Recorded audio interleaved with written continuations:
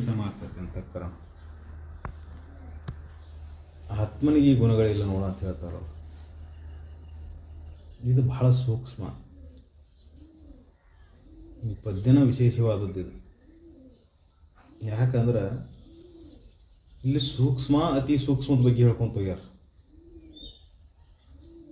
ಸೂಕ್ಷ್ಮವಾದಂಥ ಅಂತಃಕರಣ, ಅದಕ್ಕಿಂತ ಸೂಕ್ಷ್ಮವಾದಂಥ ಆತ್ಮ. ಆದ್ರೆ ಇದರೊಳಗೆ ಒಂದು ವಿಶೇಷ ಏನೈತಪ್ಪ ಅಂದ್ರೆ, ಅಂತಃಕರಣಗಳು ಆತ್ಮನ ಮುಂದೆ ಜಡ ಅನಿಸ್ಕೊಂತಾವ. ಎರಡೂ ಸೂಕ್ಷ್ಮ ಆದರೂ ಅಂತಃಕರಣ ಆತ್ಮನ ಮುಂದೆ ಜಡ ಅನಿಸ್ಕೊಂತಾವ. ಯಾಕಂದ್ರೆ ಅದರಲ್ಲಿ ಬದಲಾವಣೆ ಆಕ್ಕಾವ. ಅಂತಃಕರಣ ಭಾರಕತಿ ಹಗರಕತಿ. ಮನಸ್ಸು ಹಗರ ಆಯ್ತು ನೋಡ್ರಿ ಈಗ ಅಂತ ಹೇಳ್ತಾರೆ, ಅನ್ನೋದಿಲ್ಲ.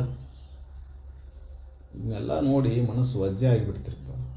ಮಕ್ಕಳು ಬಡ್ದಾಡೋದು ನೋಡಿ, ಏನ್ರಿ ಹಿಂಗೆ ಅನ್ನೋದು ನೋಡಿ, ನಾ ಏನು ಬಾಳೆ ಮಾಡಿದ್ನಿ, ಮನಸ್ಸು ವಜ್ಜೆ ಆಗಿಬಿಡ್ತೀರಿ. ಅಲ್ಲಿ ಇರದಾರ್ದಂಗೆ ಆಯ್ತು ಮನಸ್ಸು, ಅಂದ್ರೆ ಭಾರ ಆಯ್ತು ಮನಸ್ಸು ಅಂತ ಹೇಳ್ತಾನೆ. ಅಂದ್ರೆ ಅಂತಃಕರಣದಲ್ಲಿ ಇವೆಲ್ಲ ನಡೀತಾವೆ. ರಾಗ ದ್ವೇಷಾದಿಗಳು ಅಂತಃಕರಣದಲ್ಲಿ ಏರುಪೇರು ಆಕತಿ. ಒಮ್ಮೆ ಇದ ಬಾಳೆನ ಚಲೋ ಅನಿಸ್ತತಿ, ಮತ್ತೊಮ್ಮೆ ಇದ ಬಾಳೆನ ಕ್ಯಾಟ್ ಅನಿಸ್ತತಿ. ಅನುಕೂಲ ಪ್ರತಿಕೂಲಕ್ಕೆ. ಈಗ ಮಳೆ ಬಂದ್ರೆ ಚಲೋ ಅನಿಸ್ತತಿ, ಮಳೆ ಹತ್ತಿದಾಗ ಮತ್ತಟ ಮಳೆ ಹತ್ತಿರ ಕ್ಯಾಟ್ ಅನಿಸ್ತತಿ. ಹೌದಲ್ಲ? ಅದು ಪ್ರತಿಕೂಲ ಆತಲ್ಲ, ನಮಗೆ ಅನುಕೂಲ ಆಗಲಿಲ್ಲ. ಅದು ಸುರಿ ಹಂಗೆ ಸುರಿತಿರ್ತದೆ ಅಷ್ಟೇ. ಕ್ಯಾಟ್ ಮಾಡ್ಬೇಕು ಅನ್ನೋದು ಇಲ್ಲ, ಚಲೋ ಮಾಡ್ಬೇಕು ಅನ್ನೋದು ಇಲ್ಲ. ಸುರಿದು ಅದ್ರ ಕೆಲಸ ಸುರಿದು ಬಿಡ್ತದೆ ಅಷ್ಟೇ. ಮನುಷ್ಯ ಅದರೊಳಗೆ ಅನುಕೂಲ ಪ್ರತಿಕೂಲ ಹುಡುಕು ಅಂತ ಹೋಗ್ತಾನೆ. ಬುದ್ಧಿನೂ ಹಂಗೆ. ನಮಗೆ ಅನುಕೂಲ ಹಂಗೆ ಆಗ ಇದ್ನಂದ್ರೆ ಚಲೋ ಮನುಷ್ಯ. ನಮಗೇನಾರ ಇರೋದಿದ್ನ ಕ್ಯಾಟ ಮನುಷ್ಯ. ಅನುಕೂಲ ಪ್ರತಿಕೂಲಕ್ಕೆ ಅನುಸಾರವಾಗಿ ಅವ್ನು ಚಲೋ ಕೆಟ್ಟ, ಅವ್ನು ಒಳ್ಳೆಯವ ಕೆಟ್ಟವ ಅಂತ ನಾವು ಅಂತೀವಿ. ಆದರೆ ಅವನು ಸತ್ಯವನ್ನು ಹೇಳ್ತಿದ್ರು ನಮಗದು ಇರೋದಿತ್ತಂದ್ರೆ ಅವ್ನು ಕೆಟ್ಟ ಮನುಷ್ಯ. ಅವನು ಸುಳ್ಳು ಹೇಳ್ತಿದ್ರು ನಮ್ಮ ಪ್ರಕಾರ ಸುಳ್ಳು ಹೇಳ್ತಿದ್ರು ಅವ್ನು ಚಲೋ ಮನುಷ್ಯ. ಹಿಂಗೆ ಅನುಕೂಲ ಪ್ರತಿಕೂಲಕ್ಕೆ ಅನುಕೂಲವಾಗಿ ನಾವು ಬದಲಾವಣೆ ಮಾಡ್ಕೊತೀವಿ. ಇದು ಅಂತಃಕರಣ. ಅಂತಃಕರಣ ಒಂದೇ ಥರ ಇರೋದಿಲ್ಲ. ಒಂದೇ ಥರ ಯಾವಾಗಲೂ ಸಮನಾಗಿ ಯಾರಿರ್ತೈತಿ ಅವ್ರ ಜೀವನ ಮುಕ್ತರು. ಅನುಕೂಲ ಪ್ರತಿಕೂಲ ಸಂಬಂಧಿಸೇ ಇಲ್ಲ. ಅನುಕೂಲ ಪ್ರತಿಕೂಲ ಇದ್ರಾಗಿಲ್ಲ ಇಲ್ಲ.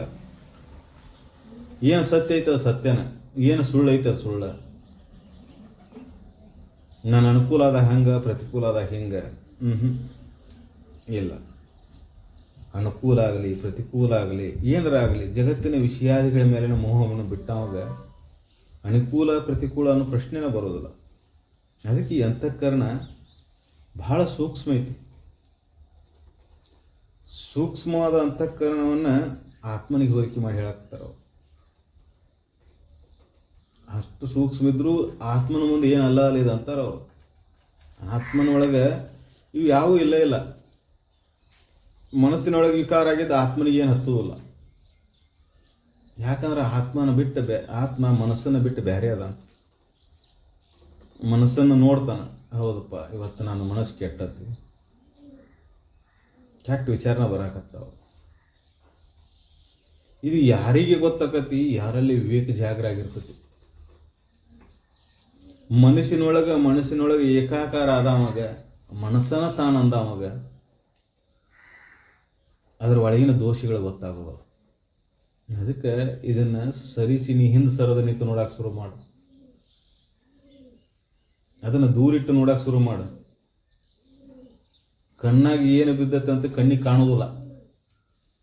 ಕಣ್ಣಿಗೆ ಕಾಣ್ತತ, ಅದನ್ನು ನೋಡ್ಕೊಳಕ್ಕೆ ಕನ್ನಡಿನೇ ಬೇಕು. ಮತ್ತು ಕಣ್ಣಾಗಿ ಏನು ಬಿದ್ದತ್ತೆ ಅಂತ ನೋಡ್ಕೋಬೇಕಂದ್ರೆ ಕಣ್ಣಿಗೆ ಕಾಣೋದಿಲ್ಲ. ಕಣ್ಣೊಳಗೆ ಐತಿ, ನೋಡುದ ಕಣ್ಣು, ಆದ್ರೆ ಕಣ್ಣಿಗೆ ಕಾಣೋದಿಲ್ಲ.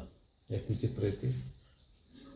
ಹಂಗೆ ಅಂತಃಕರಣದೊಳಗೆ ನೀ ಮುಳುಗಿದಾಗ ಅಂತಃಕರಣದಾಗ ಏನು ವಿಷಮಾದ್ರು ಅಸಮಾದ್ರು ಅದು ನಿನಗೆ ಗೊತ್ತಾಗೋದಿಲ್ಲ. ಯಾಕಂದ್ರೆ ಅದ ಕರೆ ಅನಿಸ್ತತಿ, ಅದ ಸತ್ಯ ಅನಿಸ್ತತಿ. ಮನಸ್ಸು ಏನು ಹೇಳ್ತತಿ ಅದ ಕರೆ ಅನಿಸ್ತತಿ. ಬುದ್ಧಿ ಏನು ಹೇಳ್ತತಿ ಅದ ಕರೆ ಅನಿಸ್ತತಿ. ಚಿತ್ತ ಏನು ಹೇಳ್ತತಿ ಅದ ಕರೆ ಅನಿಸ್ತತಿ. ಅಹಂಕಾರ ಬಂದಿದ್ದು ಗೊತ್ತಾಗೋದೇ ಇಲ್ಲ. ಅಹಂಕಾರ ಬಂದು ಬಿಟ್ಟಿರ್ತತಿ. ಅದರ ಅಹಂಕಾರದ ಅಹಂಭಾವದಾಗ ತೇಲಾಡ್ತಿರ್ತಾನೆ. ನಾನು ದೊಡ್ಡವ, ನಾ ಶ್ರೀಮಂತ, ನಾ ವಿದ್ಯಾವಂತ, ನಾನ ಶ್ರೇಷ್ಠ ಅನ್ನೋ ಮದ ಬಂದು ಅಹಂಭಾವದಾಗ ನಾನು ಈ ಶರೀರ, ನಾನು ಸದೃಢದೇನಿ, ನಾನು ಸುಂದರದೇನಿ, ಈ ಭಾವದಾಗ ಅಹಂಕಾರ ಎಂಥದ್ದಕ್ಕೆ ಉದಯಕ್ಕಂತ ಹೇಳಕ್ಕೆ ಬರೋದಿಲ್ಲ. ಅಹಂಕಾರ ಅಹಂಭಾವ ಅಜ್ಞಾನದಿಂದ ಮನುಷ್ಯ ಇದಕ್ಕೆ ಅದ್ರ ಸಂಬಂಧ ಅಭಿಮಾನ ತಾಳ್ತಾನೆ ಹೇಳಕ್ಕೆ ಬರೋದಿಲ್ಲ. ಕೆಟ್ಟು ಹೋಗೋವಂಥ ಶರೀರಕ್ಕೆ ನಾನಂತ ಹೇಳೋವಾಗ ಹೇಸಿಗೆ ಗಡಿಗೆ ನಾನಂತ ಹೇಳ್ತಾನೆ. ತಿಳಿದು ನೋಡಿದ್ರೆ ಇದು ಬೇರೆನೇ ಐತಿ, ಇದು ನಾನು ಅನ್ನಕ್ಕೆ ಬರೋದೇ ಇಲ್ಲ, ಅಷ್ಟು ಕೆಟ್ಟ ಐತಿ, ಇದು ಅಷ್ಟು ವಿಷಮ ಐತಿ. ಆದರೂ ಇದಕ್ಕೆ ನಾನಂತ ಇದ್ರ ಮೇಲೆ ಎಷ್ಟು ಅಭಿಮಾನ ತಾಳ್ತಾನೆ. ಇದಕ್ಕೆ ಏನರ ಹೆಸರು ಇಷ್ಟು ಕರಿಯೊಳಗೆ ಒಂದು ಈಟ್ ಹೆಸರು ಬಂದಿಕ್ಕೆ ಯಾಕಲೇ ಅಂತಾನೆ. ಯಾಕೆ ಕರಿಯಾಕೆ ಬರ್ತೈತಿಲ್ಲ, ಅಭಿಮಾನ. ಮೊದಲಿರಲಿಲ್ಲ, ಆ ಹೆಸರು ಕರೆದ್ರೆ ಮೊದಲು ಹೊಳ್ಳಿ ನೋಡ್ತಿದ್ದಿಲ್ಲ. 4 ಸಲ 8 ಸಲ ಕರೆದು ಆಮೇಲೆ ನಿನ್ನ ಹೆಸರಿದೆ ಅಂತ ಹೇಳಿದ ಮೇಲೆ ಆಮೇಲೆ ನಿಧಾನಕ್ಕೆ ಅದ ರೂಢಿ ಆಯ್ತು. ಈಗ ಯಾರದರ ಹೆಸರು ಅಂಥದ ಹೆಸರು ಇನ್ನೊಬ್ಬ ಒಂದು ಕರೆದ್ರು ತಾಣ ಹೊಳ್ಳಿ ನೋಡ್ತಾನೆ, ನನಗೆ ಕರೆದ್ರಣ ಅಂತೇಳಿ. ಯಾಕಂದ್ರೆ ಅದು ನಂದು ಅಂತ ಹಿಡ್ಕೊಂಡ್ಬಿಟ್ಟು ನಾನು ಬಸಪ್ಪ ಅಂತ ಕರೆದ್ಕೊಳ್ಳಿ, ಬಸಪ್ಪ ಇನ್ನೊಬ್ಬ ಬರ್ತಾನೆ, ಈ ಬಸಪ್ಪನ ಹೊಳ್ಳಿ ನೋಡ್ತಾನೆ. ಯಾಕಂದ್ರೆ ಬಸಪ್ಪ ಅಂದ್ರೆ ನಾನು. ಹಿಂಗೆ ನಾಮರೂಪಾದಿಗಳ ಒಳಗಾಕತಿ. ಇದು ಅಂತಃಕರಣ ಏನೈತಲ್ಲ ಹೊರಗಿಂದೆಲ್ಲ ಹಿಡ್ಕೋತ ಬರ್ತೈತಿ. ಆದರೆ ಆತ್ಮನಿಗಿಲ್ಲ ನೋಡಿ ಈ ಗುಣ ಅಂತ ಹೇಳ್ತಾರೆ ಅವರು. ಆತ್ಮನಿಗೆ ಈ ಗುಣ ಇಲ್ಲ. ಅದಕ್ಕೆ ಆತ್ಮನೊಳಗೆ ಇವು ಯಾವ ದೋಷನ ಇಲ್ಲ. ಆತ್ಮ ಕೆಡುವಂಥ ವಸ್ತುನ ಅಲ್ಲ. ಆತ್ಮ ಯಾವಾಗಲೂ ಹಂಗೆ ಇರ್ತಕ್ಕಂಥದ್ದು. ಮನಸ್ಸು ಕೆಡ್ತೈತಿ, ಬುದ್ಧಿ ಕೆಡ್ತೈತಿ, ಚಿತ್ತ ಅರುವು ಮರುವಾಕತಿ. ತನಗೆ ಬೇಕಾಯ್ತಾನೆ ಭಾಳ ದಿನ ನೆನಪಿಟ್ಕೊಂತಾನೆ. ತನಗೆ ಬರೋ ರೊಕ್ಕದ್ದು ನೆನಪಿರ್ತೈತಲ್ಲ, ತಾ ಕೊಡೋದು ನೆನಪ ಇಲ್ಲಿ ಬಿಟ್ಟಿದೆ. ಅಂದ್ರೆ ಅನುಕೂಲ ಪ್ರತಿಕೂಲ ಅದರಾಗೂ ನೆನಪಿನೊಳಗೂ ಅರಿವು ಮರುವಿನೊಳಗೂ ಅನುಕೂಲ ಪ್ರತಿಕೂಲ ಆದಸ್ತೈತಿ. ತನಗೆ ಅತಿ ಬಯಕೆ ಇಷ್ಟಪಟ್ಟಿದ್ದು ಭಾಳ ದಿನ ನೆನಪು ಉಳಿತೈತಿ. ಅದ್ರ ಮೇಲೆ ಆಸೆ ಬಯಕಿರ್ಲಿಕ್ಕಂದ್ರೆ ಅದು ನೆನಪು ಉಳಿಯೋದಿಲ್ಲ. ಅದಕ್ಕೆ ಇವು ಅಂತಃಕರಣ ಏನದಾವಲ್ಲ ಅನುಕೂಲ ಪ್ರತಿಕೂಲ ನೋಡ್ಕೊಂಡು ಅದಾವ. ಇವಕ್ಕೆ ಏನೈತಿ, ಒಮ್ಮೆ ಇದ್ದಂಗೆ ಮತ್ತೊಮ್ಮೆ ಇರೋದಿಲ್ಲ. ಒಮ್ಮೆ ಪಟ್ಟ ನೆನಪಾಗಿಬಿಡ್ತತಿ, ಒಮ್ಮೆ ಎಷ್ಟು ನೆನಪು ಮಾಡ್ಕೊಂಡ್ರೆ ನೆನಪ ಆಗೋಲ್ಲ. ಚಿತ್ತ ಎಷ್ಟು ಮಜಾ ಆಯ್ತು. ಎಲ್ಲ ದಾಖಲೆ ಇರ್ತದೆ. ಮತ್ತೆ ಮರ್ತತೆ ಅನ್ನೋದ್ರೆ ಮರ್ತಿರೋದಿಲ್ಲ. ಪೂರ್ಣ ಹೋಗೈತೆ ಅಂದ್ರೆ ಪೂರ್ಣನೂ ಹೋಗಿಲ್ಲ, ಅದು ಮರೆತು ಆಗ ನೆನಪಾಗವಲ್ಲ. ಏನೈತ್ರಿ ಹೆಸರು ಗೊತ್ತೈತಿ, ತನಗೆ ಗೊತ್ತಿಲ್ಲ ಅಂತಲ್ಲ, ನೆನಪಿನೊಳ ಒಳಗೈತಿ, ಹೊರಗೆ ಬರುವಲ್ಲ. ಎಷ್ಟು ವಿಚಿತ್ರ ಐತಿ ನೋಡ್ರಿ. ಒಳಗೈತಿ ನೆನಪಿನಾಗ, ಆದ್ರೆ ಈಗ ಸದ್ಯಕ್ಕೆ ಬರುವಲ್ಲ ಅದು. ಅರುವು ಮರುವು ಎಷ್ಟು ಸೂಕ್ಷ್ಮದಾವ ಇವು ಅಂದ್ರೆ ಅಷ್ಟು ಸೂಕ್ಷ್ಮದಾವು. ಮನಸ್ಸಾತಿ, ಬುದ್ಧಿ ಆತಿ, ಚಿತ್ತ ಆತಿ, ಅಹಂಕಾರ, ಜ್ಞಾತೃ, ಇವು 5 ಅದಾವಲ್ಲ, ಒಂದಕ್ಕಿಂತ ಒಂದು ಸೂಕ್ಷ್ಮ. ಇವು ಬುದ್ಧಿ ಭೇದದಿಂದ ಬೇರೆ ಬೇರೆ ಅನ್ನಿಸ್ತಾವ. ಮನಸ್ಸು ಬೇರೆ, ಬುದ್ಧಿ ಬೇರೆ, ಚಿತ್ತ ಬೇರೆ, ಅಹಂಕಾರ ಬೇರೆ, ಜ್ಞಾತೃ ಬೇರೆ ಅನ್ನಿಸ್ತಾವ. ಅವು 3 ಬೇರೆ ಬೇರೆ ಅಲ್ಲ. ಬದಲಾವಣೆ ಅದು. ಮನಸ್ಸ ಹೋಗಿ ಬುದ್ಧಿ ಆಕತಿ, ಬುದ್ಧಿ ನೋಡಿ ಚಿತ್ತ ಆಕತಿ, ಚಿತ್ತ ನೋಡಿ ಅಹಂಕಾರ ಆಕತಿ. ಎಲ್ಲ ಸೇರಿ ಒಂದೇ ಇಲ್ಲ, ಎಲ್ಲ ಸೇರಿ ಒಂದೇ. ಆದ್ರೆ ಅದ್ರ ಕೆಲಸ ಒಮ್ಮೆ ಹಿಂಗೆ ಮಾಡ್ತೈತಿ, ಒಮ್ಮೆ ಹಿಂಗೆ ಮಾಡ್ತೈತಿ, ಹಿಂಗೆ ಮಾಡ್ತೈತಿ, ಹಿಂಗೆ ಮಾಡ್ತೈತಿ, ಹಿಂಗೆ ಮಾಡ್ತೈತಿ. 5 ನಮೂನಿ ಕೆಲಸ ಮಾಡ್ತೈತಿ. ಅದಕ್ಕೆ ಬೇರೆ ಬೇರೆ ಅನ್ಕೊಂಡಾವ ಅಷ್ಟೆ. ಅಂತಃಕರಣ ಒಂದೇ. ಆ ಅಂತಃಕರಣ ಒಂದ್ರೊಳಗೆ 5 ನಮೂನಿ ಪ್ರಕಾರ ಮಾಡ್ಯಾರ ಮತ್ತಷ್ಟೆ. ಈ ಅಂತಃಕರಣ ಅನ್ನೋದು ಸೂಕ್ಷ್ಮ ಐತಿ. ಈ ಶರೀರದೊಳಗೆ ಅಂತಃಕರಣ ಎಲ್ಲೈತಿ ಅಂದ್ರೆ ತೋರ್ಸಾಕ್ ಬರೋದಿಲ್ಲ. ಮನಸ್ಸು ಎಲ್ಲೈತಿ? ಈ ಶರೀರ ಬಿಟ್ಟಾಗೂ ಮನಸ್ಸೈತಿ. ನಾವು ಶರೀರದೊಳಗೆ ಮನಸ್ಸೈತಿ ಅಂತ ನಾವು ತಿಳ್ಕೊಂಡಿಲ್ಲ. ಈ ಶರೀರ ಬಿಟ್ಟಾಗೂ ಬಿದ್ದು ಕೆಲಸ ಮಾಡ್ತತಿ. ಈ ಶರೀರದೊಳಗೆ ಬುದ್ಧಿ ಐತಿ ಅಂತೀವಿ, ಇಲ್ಲ. ಕನಸಿನೊಳಗೆ ಸೂಕ್ಷ್ಮ ಶರೀರದೊಳಗೆ ಆ ಶರೀರ ಕೆಲಸ ಮಾಡ್ತಿರ್ತೈತಿ. ಅಲ್ಲಿ ಭಾಳ ಶಾನ್ಯಾಗಿರ್ತಾನೆ. ಇಲ್ಲಿ ಮಬ್ಬ ಇರ್ತಾನೆ, ಅಲ್ಲಿ ಭಾಳ ಶಾನ್ಯಾಗಿರ್ತಾನೆ. ಇಲ್ಲಿ ಮೂಕಿರ್ತಾನೆ, ಅಲ್ಲಿ ಮಾತಾಡ್ತಿರ್ತಾನೆ. ಇಲ್ಲಿ ಕಿವಿಡಿರ್ತಾನೆ, ಅಲ್ಲಿ ಕೇಳ್ತಿರ್ತಾನೆ.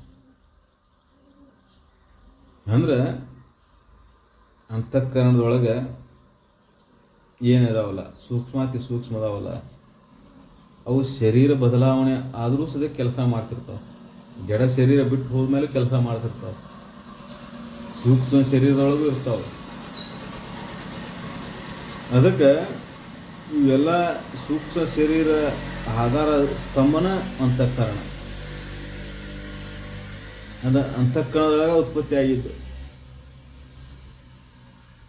ಅದಕ್ಕಲ್ಲಿ ಆ ಅಂತಃಕರಣದಿಂದನ ಏನು ಕನಸಿನಾಗ ಏನೇನು ಪ್ರಕಾರಗಳೆಲ್ಲ ತೋರ್ತಾವು ಅವನ ಅಂತಃಕರಣದಾಗ ಉದಯ ಆಗಿದ್ವು ಎಲ್ಲ ಅವು. ಅಲ್ಲಿ ರಾಜನೂ ತಾನ, ಸೇವಕನೂ ತಾನ, ಮಂತ್ರಿನೂ ತಾನ, ಯಾಕೆ ಎಲ್ಲ ತನ್ನೊಳಗೆ ತೋರ್ಯಾವಲ್ಲ ಅವು. ಅಲ್ಲಿ ಕನಸಿನಾಗ ತೋರಿದಂಥ ರಾಜ ತಾನ ಆದ್ರೆ ಮಂತ್ರಿನೂ ತಾನ ಅಲ್ಲಿ, ಯಾಕೆ ತನ್ನೊಳಗೆ ಸೃಷ್ಟಿಯಾಗಿದ್ವು ಎಲ್ಲ ಅವು. ಹಂಗೆ ಇದನ್ನು ವಿಚಾರ ಮಾಡಿ ನೋಡ್ಕೊಂತ ಹೋದಾಗ ಎಷ್ಟು ಸೂಕ್ಷ್ಮ ಐತೆ ಅಂದ್ರೆ ಅದನ್ನು ವಿವರಿಸೋಕೆ ಶಬ್ದದಿಂದ ವರ್ಣಿಸೋಕೆ ಸಾಧ್ಯನೇ ಇಲ್ಲ. ಅಂತಃಕರಣವನ್ನು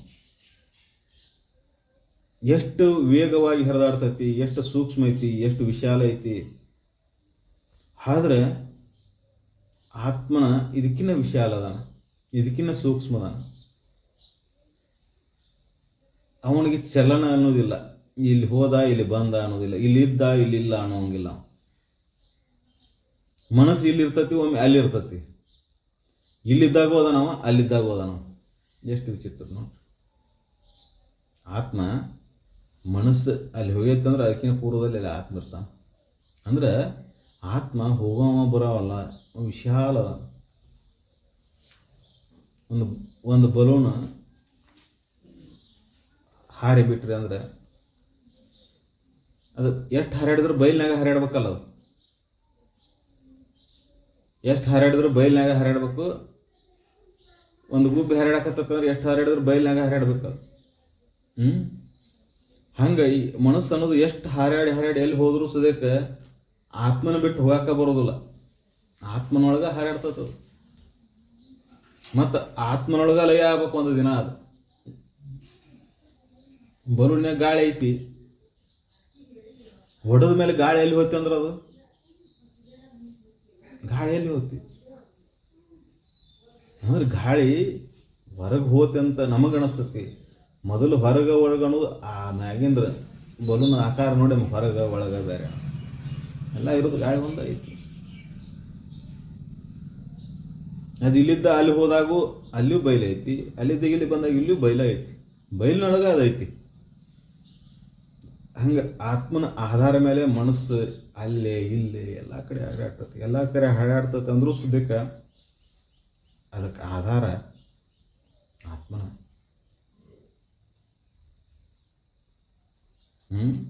ಅದಕ್ಕೆಲ್ಲದಕ್ಕೂ ಆಧಾರ ಆತ್ಮನ. ಅಂತಃಕರಣಕ್ಕೆ, ಮನಸ್ಸಿಗೆ, ಬುದ್ಧಿಗೆ, ಚಿತ್ತಕ್ಕೆ, ಅಹಂಕಾರಕ್ಕೆ, ಜ್ಞಾತಕ್ಕೂ ಆಧಾರ ಏನೈತಿ ಆತ್ಮನ. ಆತ್ಮನೆಲ್ಲ ಇವು ಯಾವ ಮತ್ತು ಆತ್ಮನ ಆಧಾರ ಅದಾನಂದ್ರೆ ಆತ್ಮನೊಳಗೆ ಯಾವ ಈ ದೋಷಗಳದಾವನು ಅರಿವು ಮರುವು ಬರುವುದು ಹೋಗುವುದು ಇವು ಯಾವೂ ಇಲ್ಲ. ಆತ್ಮನೊಳಗೆ ಇವು ಯಾವೂ ಇಲ್ಲ ನೋಡಂತ. ಯಾಕೆ ಆತ್ಮನೊಳಗೆ ಇವು ಯಾವೂ ಇಲ್ಲ ಅಂದ್ರೆ ಆತ್ಮ ಸನ್ನಿಧಾನ ಕರ್ತಿತ್ವ. ಅವನು ಸುಮ್ಮನೆ ಇರೋ ಅಷ್ಟ. ಅವ ಏನು ಹಿಡ್ಕೊಳೋದಿಲ್ಲಲ್ಲ, ಏನು ಬಿಟ್ಟಿನೂ ಇಲ್ಲ. ಅವನೊಳಗೆ ಇವೆಲ್ಲ ತೋರ್ಯಾವ ಅಂದ್ರೂ ಸದ್ಯಕ್ಕೆ ಅವನಿಗೆ ಇವು ಏನು ಮಾಡಕ್ಕೆ ಸಾಧ್ಯ ಇಲ್ಲ. ಅವನಿಗೆ ಇವು ಏನು ಮಾಡಕ್ಕೆ ಸಾಧ್ಯ ಇಲ್ಲ. ಮನಸ್ಸು ಇಷ್ಟು ಹರಿದಾಡ್ತೈತಿ, ಇಷ್ಟು ಜಿಗಿದಾಡ್ತೈತಿ, ಇಷ್ಟೆಲ್ಲ ಮಾಡ್ತೈತೆ ಅಂದ್ರೆ ಆತ್ಮನಿಗೆ ಏನು ಮಾಡಕ್ಕೆ ಸಾಧ್ಯನೇ ಇಲ್ಲ. ಮತ್ತು ಆತ್ಮ ದುಃಖಿಯಾಗಿ ಏನಂದ್ರೆ ಆತ್ಮ ದುಃಖಿಯಾಗಿ ಸಾಧ್ಯನೇ ಇಲ್ಲ. ದುಃಖದ ಭಾವಗಳು ಎಲ್ಲಿ ಇರ್ತೈತಿ? ದುಃಖ ಆಗೋದು ಎಲ್ಲಿ? ಆತ್ಮನೊಳಗು ಅಂತಃಕರಣದೊಳಗು. ಅಂತಃಕರಣದೊಳಗೆ ಮನಸ್ಸು ಭಾಳ ಕೆಟ್ಟ ಅನಿಸ್ಬಿಡ್ರಿ. ಮನಸ್ಸಿಗೆ ಭಾಳ ಕೆಟ್ಟ ಅನ್ನಿಸ್ತೀರಿ. ಹಂಗಾಗಬಾರ್ದಾಗಿ. ಕೆಟ್ಟ ಅನಿಸಿದ್ದು ಎಲ್ಲಿ ಕೆಟ್ಟ ಅನಿಸಿದ್ದು? ಆತ್ಮನೊಳಗೆ ಕೆಟ್ಟ ಅನ್ನಿಸ್ದೆ. ಆತ್ಮನೊಳಗೆ ಕೆಟ್ಟ ಅನಿಸೋಕ್ಕೆ ಸಾಧ್ಯನೇ ಇಲ್ಲ. ಆತ್ಮ ವಿಕಾರ ಆಗುವಂಥವಲ್ಲ ಅಲ್ಲ. ಬೈಲಿ ಏನಾರ ಕೆಡ್ತತನ? ಜೋರ್ಲೆ ಮಳೆ ಆತಂದ್ರೆ ಬೈಲಿ ಏನಾರ ತೊಯ್ತೈತೇನ? ಜೋರ್ಲೆ ಮಳೆ ಆತಂದ್ರೆ ಅಥವಾ ಸಿಡ್ಲು ಬಡಿದ್ರೆ ಬೈಲು ಸುಡ್ತತನ? ಸುಡುವುದಿಲ್ಲ, ತೊಯ್ಯುದಿಲ್ಲ, ಕೆಡೋದಿಲ್ಲ, ಒಣಗುದೂ ಇಲ್ಲ. ಸೂರ್ಯ ಭಾಳಷ್ಟು ಜೋರು ಬಿಸಿಲು ಐತಪ್ಪ ಅಂದ್ರೆ ಬೈಲು ಏನಾರ ಒಣಗಿ ಹೋಗ್ತತನ? ತೊಯ್ದೂ ಇಲ್ಲ, ಒಣಗೋದೂ ಇಲ್ಲ. ಅಂದ್ರೆ ಕೆಡುವಂಥ ವಸ್ತು ಅಲ್ಲ. ಮತ್ತು ಮಳೆ ಬೈಲಿನೊಳಗೆ ಸುರಿದತಿ, ಬಿಸಿಲು ಬೈಲಿನೊಳಗೂ ಬಿದ್ದತಿ, ಗಾಳಿ ಬೈಲಿನೊಳಗೆ ಬೀಸೈತಿ. ಆದ್ರೆ ಗಾಳಿ ಜೋರಲ್ಲೇ ಬೀಸೈತೆ ಅಂತ ಬೈಲನ್ನ ಏನಾರು ಹೊತ್ಕೊಂಡು ಹೋಗ್ಯಾನ? ಗಾಳಿ ಹೊತ್ಕೊಂಡು ಹೋಗಕ್ಕೆ ಸಾಧ್ಯ ಐತೇನ? ಜೋರಲ್ಲೇ ಗಾಳಿ ಬೀಸೈತಿ, ಬೈಲು ಹೊತ್ಕೊಂಡು ಹೋದ್ರಪ್ಪ ಗಾಳಿ ಸಾಧ್ಯ ಐತೇನ? ಇಲ್ಲ. ಮಳೆ ಜೋರ್ಲೆ ಆಗೈತ್ರಿಪ್ಪ, ಭೂಮಿ ತೊಯ್ತತಿ, ಆದ್ರೆ ಬೈಲು ತೊಯ್ದಿಲ್ಲ. ಬಿಸಿಲು ಜೋರ್ಲೆ ಬಿದ್ದು ಭೂಮಿ ಒಣಗ್ತತಿ, ತೋದಂಥ ಭೂಮಿ ಒಣಗ್ತತಿ, ಆದ್ರೆ ಬೈಲು ಒಣಗಿಲ್ಲ. ಆಕಾಶದಾಗ ಇಷ್ಟು ಮೋಡಗಳಾಕ್ಕವು, ಇಷ್ಟು ನಕ್ಷತ್ರಗಳದಾವು, ಆದ್ರೆ ಆಕಾಶಕ್ಕೆ ಏನು ಮಾಡೋಕ್ಕಾಗಿಲ್ಲ. ಅವಕ್ಕೆ ಬರ್ತಾವು ಹೊಕ್ಕವು. ಆಕಾಶ ಬಯಲು ಹೆಂಗಿದ್ದಂಗೆ ಹಂಗೆ. ನಾವು ಭೂಮಿ ಒಳಗೆ ನಿಂತ್ಕೊಂಡು ಭೂಮಿ ಮೇಲೆ ಆಕಾಶ ಇದೆ ಅಂತ ನಾವು ಅಂತೀವಿ, ಆದ್ರೆ ಆಕಾಶದೊಳಗೆ ಭೂಮಿ ತೋರಾಕತ್ತಿದ್ದು.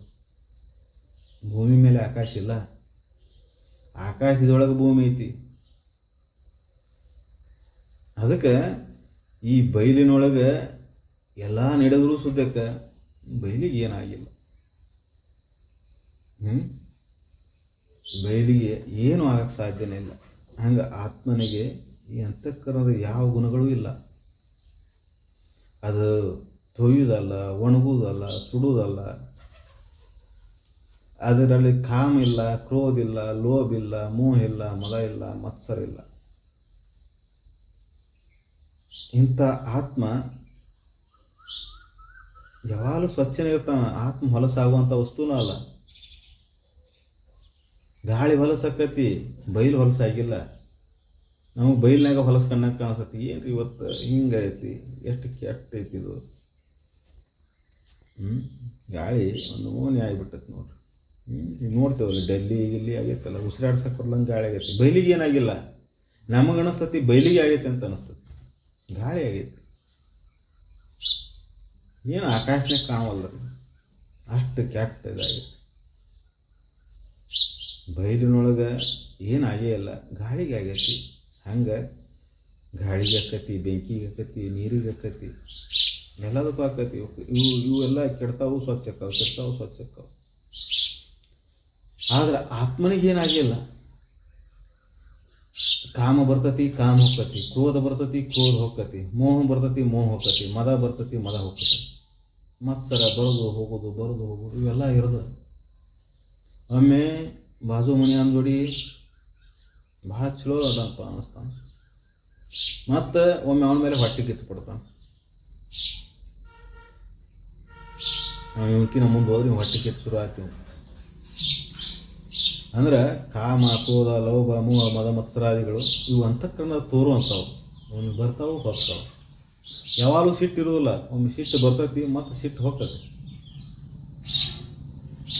ಅಂತಃಕರಣದೊಳಗೆ ಇವೆಲ್ಲ ನಡೀತಿರ್ತಾವೆ.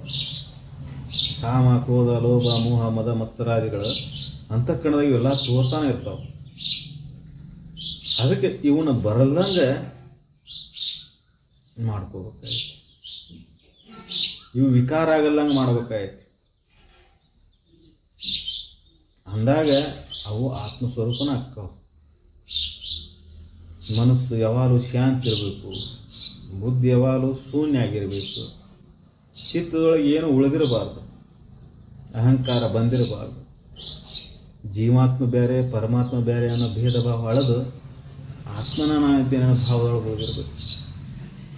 ನಾನು ಜೀವಾತ್ಮ, ನಾನು ಹುಟ್ಟವ ಸಾಯವ ಅನ್ನೋ ಭಾವ ಅಳೆದು ನಾನು ಆತ್ಮನೇ ಇದ್ದೇನೆ ಅನ್ನೋ ಭಾವ ಉಳಿಬೇಕು.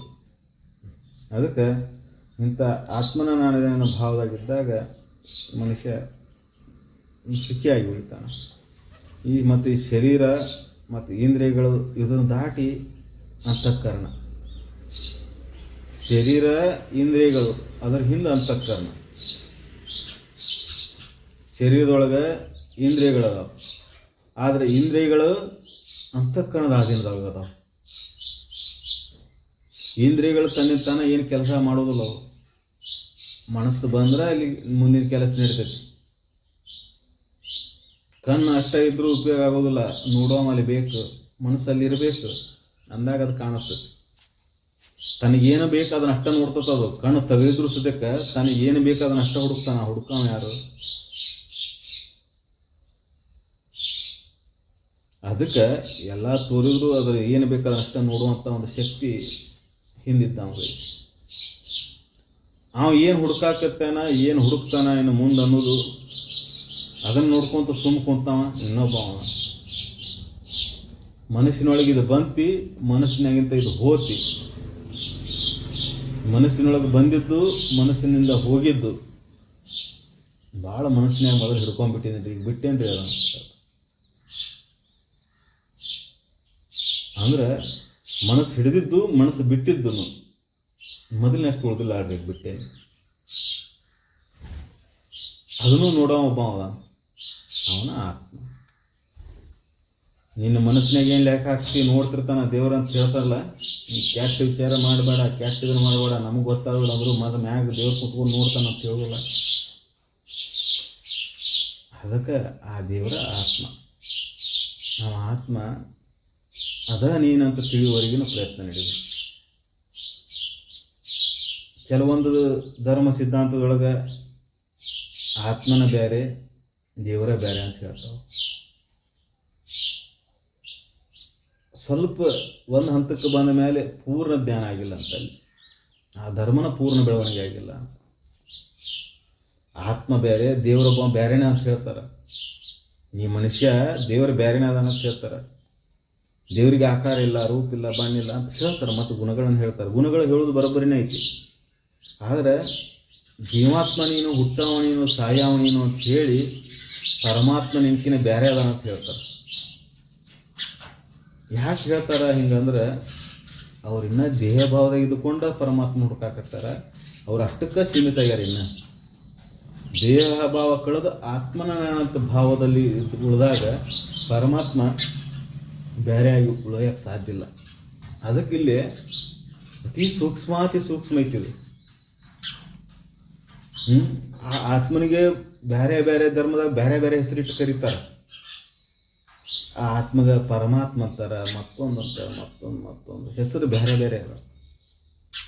ಈಗ ನಾವು ಕನ್ನಡದಾಗ ಇದಕ್ಕೆ ಬೈಲಿಗೆ ಬೈಲ್ ಅಂದೀವಿ. ಇದಕ್ಕೆ ಹಿಂದಿ ಒಳಗೆ ಬೇರೆ ಅಂತಾರೆ, ಇದ ಬೈಲಿಗೆ. ಇಂಗ್ಲೀಷ್ನಾಗ ಬೇರೆ ಅಂತಾರೆ. ಆದ್ರೆ ಬೈಲಿ ಏನಾರ ಬದಲಿ ಆಗೈತಾನೆ ಇಲ್ಲ.